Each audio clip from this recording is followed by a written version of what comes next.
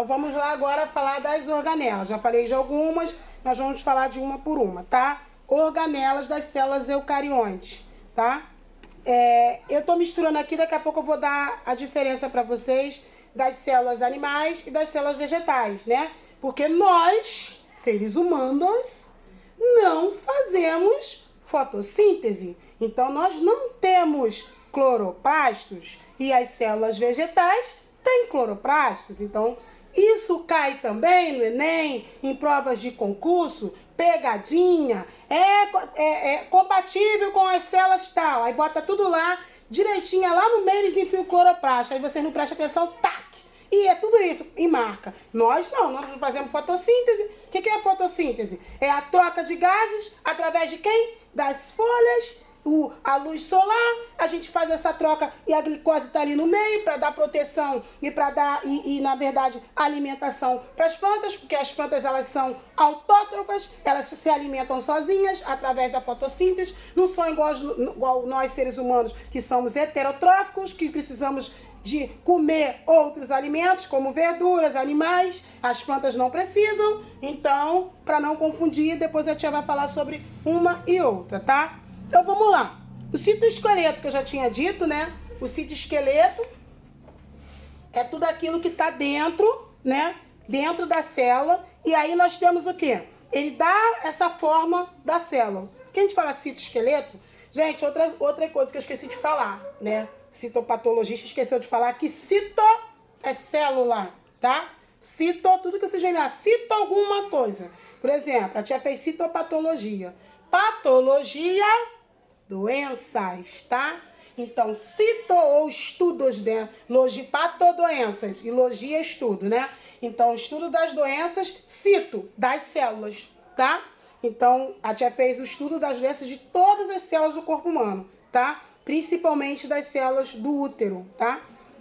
E aí, o que acontece?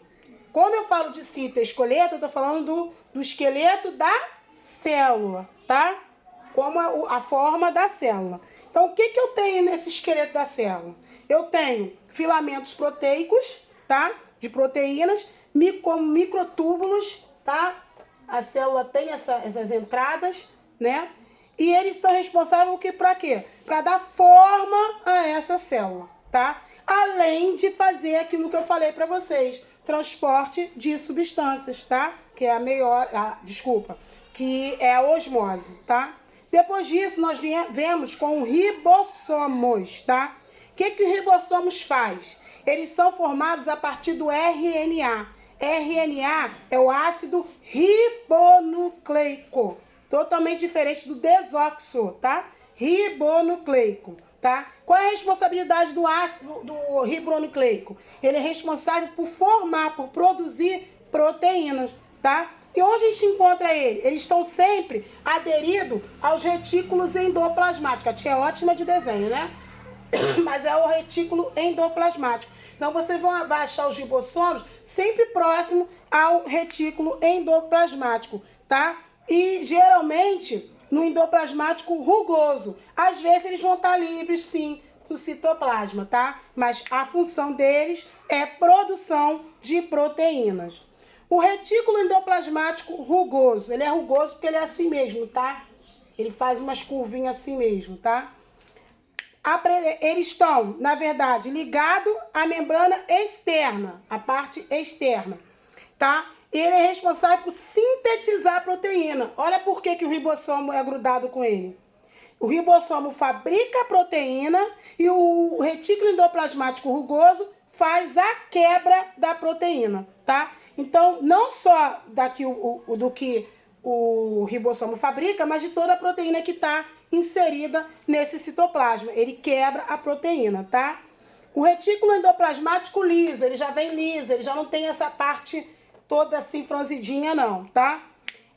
Entre várias funções que ele exerce, ele também sintetiza os lipídios, tá? Lembra? Lipídios, gorduras, como os fosfolipídios, que faz parte também de uma subclasse dos lipídios, que é das gorduras. Os óleos, os esteroides, tá? Porque quando a gente fala de esteroide, a gente está incluindo também os hormônios sexuais, como estrogênio e testosterona. Estrogênio feminino e testosterona masculino. Temos o complexo de Golgi, que eu falo que é o sapatinho, né? É aquele sapatinho bonitinho, né? Ele parece um sapatinho. Se você olhar lá o desenhozinho lá, que a tia desenha maravilhosamente, ele parece um sapatinho complexo de Golgi. Ele tá sempre próximo ao núcleo. Ele tá sempre ali próximo. Ele é formado por sacos achatados ou vesículas. Uma porção assim, juntinho com eles, né? Achatadinhos ali. E ele é responsável pela secreção celular. Tudo que tem aqui na célula de secreção, ele é responsável, tá? E o lisossomos, tá? O lisossomos, ele vem aqui do complexo de Golgi, tá? Ele se origina do complexo de Golgi. Eles são bolsas membranosas, eles fazem umas bolsas, tá? Membranosas, e dentro dele tem enzimas que digerem as substâncias orgânicas. Então, ele é responsável pela digestão das substâncias orgânicas, tá?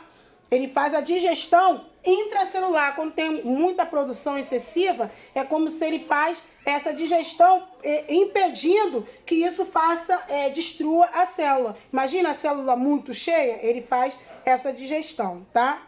E aquele que eu amo falar, que é o mitocôndrias, né? O mitocôndrias, a gente fala da ATP, cai também em concurso, tá? ATP que é o quê? Adenosina trifosfato. Isso aí cai, as pessoas não sabem o que significa ATP. Adenosina trifosfato. Isso aí eu nunca esqueci, gente. Eu parei, como eu falo para vocês, lá nos 16 anos, eu nunca esqueci do ATP, tá? Da produção de energia, eu nunca esqueci. Eu sempre, às vezes no trabalho, eu tava aí, meu ATP tá baixo. E o que é isso? As pessoas ficam, o que é isso? Assustadas, mas para mim normal. Eu aprendi, para mim normal. Então, mitocôndria a gente encontra em todas as células eucariontas. Todas elas estão, inclusive nos animais, tá? Nas plantas, nos fungos, até mesmo na maioria dos reinos protistas, desculpa, a gente encontra ATP, tá? Assim também como nos cloroplastos. Cloroplastos a gente está falando de células vegetais lá, a gente está encontrando. Elas têm um material genético próprio, a mitocôndrias, tá? E a função dela é produzir energia, que é a adenosina trifosfato, que é o ATP, tá? Então, a partir dos processos metabólicos que ocorrem aqui dentro, ela produz energia. Por isso, quando você chega aqui, eu falo assim, hoje vocês estão com mitocôndrias baixo, porque é a produção de energia através do ATP, que é a adenosina trifosfato. Isso cai em concurso, tá? Principalmente quem tem a área da saúde, enfermagem, cai, porque isso faz parte até mesmo de exames laboratoriais, tá? Isso faz parte, o médico tem que estar ciente de certas coisas, assim como o cortisol, quando você está muito com a estima baixa, aquela coisa, o cortisol ele é dosado, que é um tipo de hormônio, isso cai, é importante saber, tá? E o peroxomos, tá? Organelas são bolsas membranosas, elas são umas bolsas e ela contém algum tipo de enzimas dentro dela. É igual ali o lisossomos. Essas enzimas também são digestivas, tá? Mas além delas ser digestivas, elas degradam, tá? Tanto os aminoácidos quanto as gorduras. Degradar, destrói, tá? Degradar.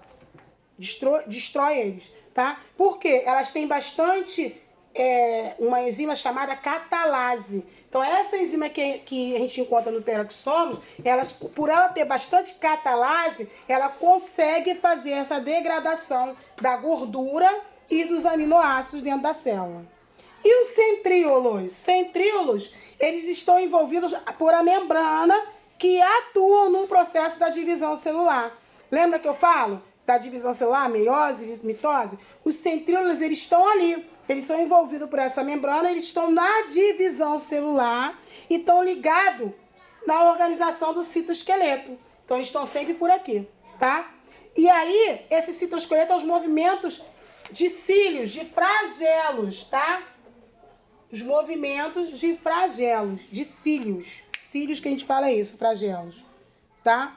Então, falamos delas todas. Agora, vamos falar da diferença entre a célula animal e a célula vegetal, tá? A célula animal, é fácil, é rápido. A célula animal, ela não tem parede celular, tá? Aliás, ela não tem parede celular, a célula animal, ou cloroplasto, tá? Quem tem parede celular é a célula vegetal, porque ela vai ter o cloroplastos, tá? Tá vendo que a gente tira de onde faz o papel? Né, da celulose? Então, porque tem parede celular, tá? É o cloroplastos. Na verdade, a gente encontra o cloroplastos e automaticamente também nós encontramos a clorofila. O que é a clorofila? Clorofila é essa pigmentação verde que nós encontramos na planta. Aí você vai falar assim, mas tem planta que não é verde. Eu tenho aqui uma que é roxinha. Eu já mostrei para vocês dando aula. Mas todas as plantas possuem clorofila, mesmo que elas não tenham um pigmento totalmente verde, tá? Isso é igual no ser humano, ou até no animal, que a gente chama de melanina, a coloração da pele.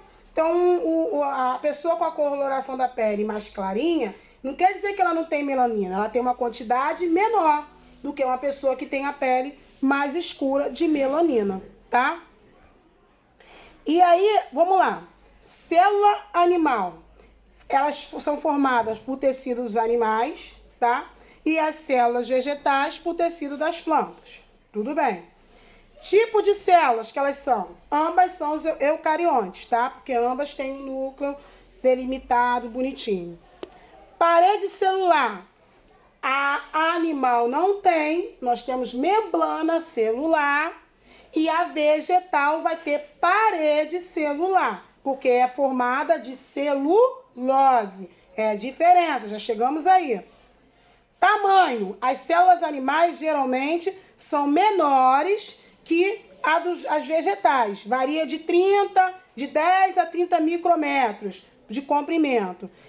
Já a vegetal é de 10 a 100, elas já são maiores, tá? As células. Armazenamento de energia. As animais armazenam energia em forma de glicogênio, tá? Ela transforma a gordura em glicose, tá? E as células vegetais, elas vão armazenar em amido, diferente. O crescimento da célula animal. A célula animal aumenta de tamanho e multiplica em número de suas células.